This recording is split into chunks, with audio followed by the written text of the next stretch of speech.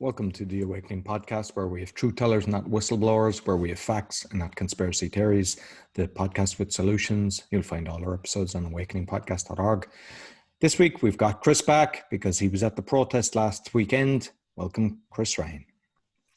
Cheers, Ryan. Thanks for having me on.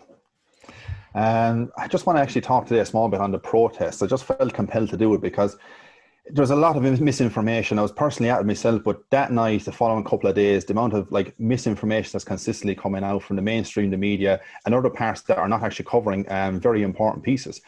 So what I'd just like to say in a brief description is I was actually at the very front myself at the media section. So I was right up at the front of the stage and watched all the speakers. Absolute fantastic day out. Weather was good. It was on our side. You could feel the love and vibrations going through the crowd itself. There was all sorts of people there, colours, nationality, races, you name it. Everybody was there. And just having a really good day out and listening to the speakers. There was no violence. Everybody acted in a very respectful and peaceful manner. And up until when David Icke finished his speech, he got off the stage. And a couple of minutes later, there was a medical doctor from Germany. He flew over the day before. He was also the medical doctor that spoke a couple of weeks ago in Berlin with Robert Kennedy. And his name was Dr. Heike Schoening. And he basically got up on stage. He barely got a couple of minutes of a few words out of his mouth. And then there was a commotion behind him.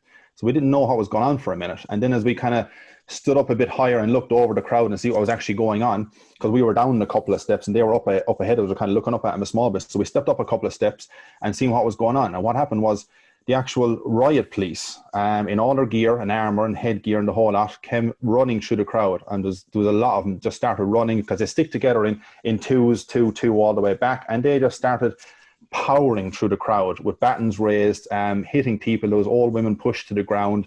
There was blood coming off some people's faces as well from being hit. I mean, complete innocent bystanders. There was no need for that at all. Nobody was doing anything wrong or out of line. It was a very peaceful day, as I said. And there was only about maybe two more speakers left. At this stage now, we were about 2.5 hours into the day. Two more speakers were left to talk. So you're talking probably max about at least 20, 30 minutes left in the whole day. That would have been fine. They would have spoke a few words, went away, no more about it. But no, the riot police came in, absolute thugs and animals around the place. And of course, the mainstream media reported, I was still in Trafalgar Square that day, and the Evening Express, I think it was, or the Evening Herald, one of those newspapers anyway, they had it up on the situation. They said that basically, anti-lockdown protesters basically bombarded around Trafalgar Square, and the protesters went to mayhem. There was bottles thrown at police, violence erupted, but nothing actually telling the real story as to why. So what pissed me off is that story now has probably gone around the world. So anybody that wasn't there, or even people I spoke to that were in Newcastle, Scotland, different areas across England, that's the report that they got. They didn't see any or hear any beautiful part of the day that went on the speakers, so on like that. So I just wanted to get that out there because nobody was attacking the police. That the police came in and attacked everybody. Well, I won't say everybody, but a lot of the crowd that was there. And people were falling everywhere and they were afraid, and there was people scattering everywhere. It was totally unnecessary, but I believe it was all orchestrated. And we kind of found out afterwards there's a very good possibility that they did not want that medical doctor speaking on stage. Why? Because the powerful information that guy has, and he's a renowned doctor over in Germany. He's on a board over there with over 1,000 doctors worldwide, a committee that committee is looking into the COVID-19 inquiry unit, because they couldn't rely on governments and parliaments across the world to do the job for him, because there's so much false information going around that he actually, and he was one of the co-founders of this group, and they organized together from, I say, doctors all over the world, and they compiled all the evidence together and found out that the COVID-19 is no greater than any flu virus. So he says what it is, this is his own word, says this is not a medical pandemic. He referred to it as a political pandemic, he says, all the evidence shows in Germany and countries across the world, it is not a medical pandemic. It's nothing got to do with your health in the first place. It's got to do with more control and stuff over your freedoms, be it the fourth industrial revolution. As he speaks about himself afterwards, he says about the great reset, which is talks about in 2021. But after that, so after leaving Trafalgar Square, and then a lot of people went down as far as Hyde Park, because they wanted to get away from the police and the brutality that was going on there. So they got away from that and they went down to the famous Speaker's Corner in Hyde Park, and a few people wanted to talk down there. So that German doctor, went to speak down there, and of course the police followed him down. And this guy has done nothing. So he basically arrested him down there. They didn't come over and question him. They went over, grabbed him, handcuffed him, brought him into the back of the van without no question at all, or why they're even arresting him. And they put him in Wandsworth police station in London for 22 hours. They kept him inside and would not tell him why or what's the reason for it. The only reason that they were saying afterwards, and he was saying himself, was because of the truth that he was going to get out to the people about the COVID-19 situation, and they were afraid of the truth getting out there. So this is a job, obviously, from the top down that this came from. And what they actually seized on him was his phone, his laptop, and a book that he has as well called, I think it's called the COVID-19. I have it, COVID-19 False Alarm is what it's called. And it's available apparently in 10 languages, he says. And that's the situation with that. Why are medical doctors coming over from Germany and being arrested for no good reason at all? It's very frustrating that this should have been a main headline story that day, the following day. But of course, no, it was swept under the carpet, and local citizen journalists had to go out of their way to get this. And some of them that did try to upload links to YouTube and other places, it was banned before it even got up there. Yeah, so yeah, people have got to question as to why it is. So, I mean, a person now can't go down to the famous Speaker's Corner, which is known worldwide and has been there for decades and decades, where you could speak freely, openly, regardless of if you're on the left or right or what your situation was. And because he wanted to speak words down there, they came in and arrested him. And that was held him for 2 hours hostage inside, and released him after that, but seized the evidence of a book, a phone, and a laptop off him.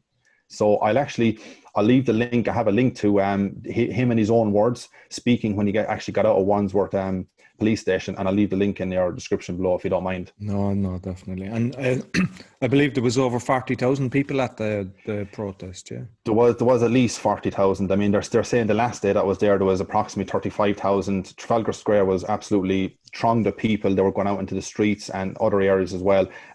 So there was definitely higher numbers than the last day that I was out, which is a good sign, because people were there for their freedoms, for their liberties, for the love of humanity, because they know the lockdowns do not work, and it's complete global fascism that's gone on worldwide. You just look at Melbourne, for example, and that's what's coming here as well for this kind of winter time. So it's been proven in many countries that the lockdowns do not work. And people are just absolutely sick to the teeth of all this going on, and are sick of their controls and their freedoms being absolutely taken off them overnight. And these controls and freedoms, governments do not give back to you quite easily. They take them, and they think some of the people are thinking, oh, exactly. Once they're taken, and freedom is a situation. It's not given freely. Unfortunately, you have to fight for it. So that's what I'll say to people is, fear is what got us here in the first place, and love is the only thing that will get us out of it. Yeah. Oh, definitely. And like I saw, because you put up some videos, because you were actually just at the stage, you were you put up a video with Garrett Ike, which done a great speech doing a rap also of David, but you panned the camera back. You could just see everybody was in good spirits there. And fantastic. I've seen some of the videos, because I know like there's a few channels that I watch, and you could see him charging. They knocked the woman over, and one of the articles said the woman fell, and you could see him actually physically pushing her. So I think it was important to actually get you on to actually, like, because you were physically there, you have the videos uploaded onto your BitChute channel and your YouTube channel, and people can actually see it, and you pan it around, you can see there was no aggression there. I heard that they put a few plants in the audience. I mean, they normally do that anyway, so that when the police do attack, they have a few people getting aggressive to try to, stimulate a few people.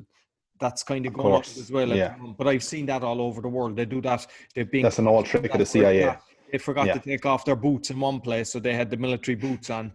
But if people are doing that, but the reality is people were there just expressing their freedom of speech to, say that they weren't happy what's going on. You've got a German doctor coming over who's going to prove it, and they shut him down, and they arrest him illegally, and they didn't give him his rights, stating why. And now they're after taking his laptop and his phone, which just shows which side. Exactly. And so, like, what we're basically telling you here today is, don't listen to the media. Start following the right people. So either keep listening on the Awakening podcast, or go to my good friend Chris on Mind Wars, and we update you with more stuff coming soon. But this was an important one that we felt that you need to hear. Perfect. Thanks very much, Roy. No problem, Chris. Thanks for coming on. So you'll find all our episodes on awakeningpodcast.org. We're on BitChute. We're on YouTube. Be sure to share with your friends. Give a 5-star rating. Give us a thumbs up. It all helps. Until next week, take care.